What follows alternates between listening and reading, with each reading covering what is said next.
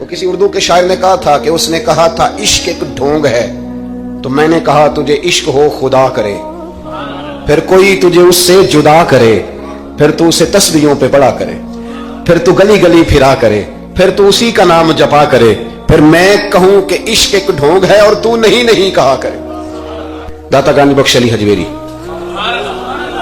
داتا صاحب نے لکھا ہے، یہ آج کل کا جو جدید نوجوان طبقہ ہے وہ ذرا بات جلدی سمجھ جائے گا۔ داتا صاحب رحمۃ اللہ لکھا ہے، حضرت عبداللہ بن مبارک رحمۃ اللہ علیہ سے کسی نے کہا کہ آپ بڑے زبردست محدث ہیں اور اتنی وارفتگی والے صوفی کم ملتے ہیں جتنے آپ ہیں، وجہ کیا ہے؟ تو حضرت عبداللہ بن مبارک فرمانے لگے، مجھے نا توبہ کرنے سے پہلے ایک عورت سے عشق ہو گیا تھا، عورت سے۔ بڑی توجہ سے بات سمجھنا۔ آپ فرماتے ہیں میرا گھرانہ نمازی تھا، یہ داتا صاحب نے لکھا ہے کشف الماجوب میں۔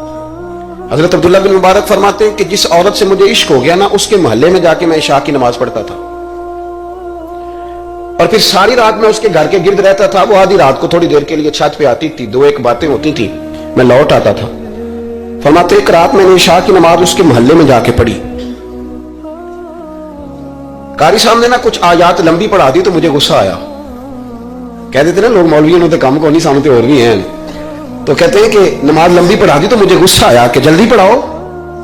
فرماتے ہیں نماز وہاں پڑھی، سخت سردی تھی، رات لمبی تھی، میں اس کے گھر کے گرد جا کے نا تو منڈلانے لگا کیونکہ مجھے اس سے محبت تھی۔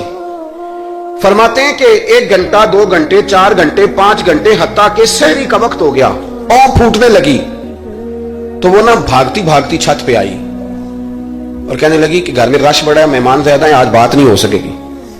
کہتے یہ لفظ کہتے وہ نیچے اتر گئی۔ جب میں وہاں سے واپس نکلا تو فجر کی اذان شروع ہو گئی، یوں سمجھ لیں کہ 13 گھنٹے 14 گھنٹے بیت گئے۔ حضرت عبداللہ بن مبارک فرماتے ہیں اچانک نہ میں نے اپنے دل پہ توجہ کی، ساری رات وہ آئی نہیں تھی پر مجھے اس پہ غصہ بھی کوئی نہیں آیا، مجھے وہ بری بھی نہیں لگی، ساری رات اس نے کھڑا رکھا لیکن میرے دل سے اتری بھی نہیں۔ کوئی نہیں سمجھ آئی آپ کو میری بات؟ فرماتے ہیں کہ پھر میں نے اپنے دل پہ توجہ کی تو مجھے سمجھ آئی کہ مجھے اس سے کھرا پیار ہے، سچا پیار ہے۔ یعنی اس نے آدھا جملہ کہا کہ میں مجبور ہوں، تو میں نے اس سے مزید نہ قسم اٹھوائی نہ گواہ مانگے، میں اس کی وہ مجبوری بھی فوراً ہی مان گیا۔ تو جناب عبداللہ بن مبارک فرماتے ہیں کہ جب میں نے وضو کر کے مسجد میں جا کے 2 سنتیں پڑھی نا تو میرے اندر سے آواز آئی، عبداللہ اگر ایک بی بی کے لیے تو ساری رات کھڑا رہ سکتا ہے اور اس کی سخت بات سخت انتظار بھی تجھے غصہ نہیں دلاتا، اگر عورت کے عشق میں سارا کچھ ہو سکتا ہے تو رب رسول کے عشق میں بھی ہو سکتا ہے۔ پھر ان کی بتائی ہوئی تراویحاں تجھے غصہ نہیں دلائیں گی، پھر ان کا کہا ہوا روزہ تجھے غصہ، پھر تو یہ نہیں کہے گا کہ بڑا مشکل کام ہے جی گرمیاں دے روزے نے، پھر تیری زبان سے کوئی لفظ اس لیے کہ محبوب پر غصہ۔ ایک صاحب نے مجھے ایک دفعہ فون کیا، ہمارے سنگی ہیں، وکیل ہیں، بیوی ان کی پروفیسر ہیں، کہنے لگے جی آپ کے ایک بزرگ نے کہا ہے کہ صحابہ نبی پاک صلی اللہ علیہ وسلم کا بول مبارک پیشاب مبارک پی جاتے تھے۔ لوگوں کو بڑی جلدی ٹینشن ہونے لگ جاتی ہے ان چیزوں کی، بڑی جلدی، اس رستے کے مسافر نہیں نہ ہوتے، اس رستے کے مسافر نہیں۔ انہوں نے کہا جی کہ صحابہ حضور کا لعاب دہن اپنے چہرے پہ مال لیتے تھے، ناک سے ریٹھ نکالتے تھے تو مال لیتے تھے، یہ کیسے ہو سکتا ہے؟ میں نے ان سے کہا کہ تمہاری عقل میں بات نہیں آئے گی، تمہارا شعبہ نہیں نا، تمہارا یہ شعبہ۔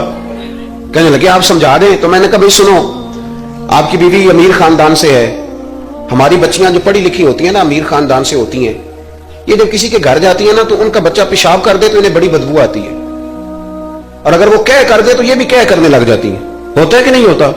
اور گھر آ کے کہتی ہیں وہ بڑے جاہل ہیں، صفائی نہیں کرتے۔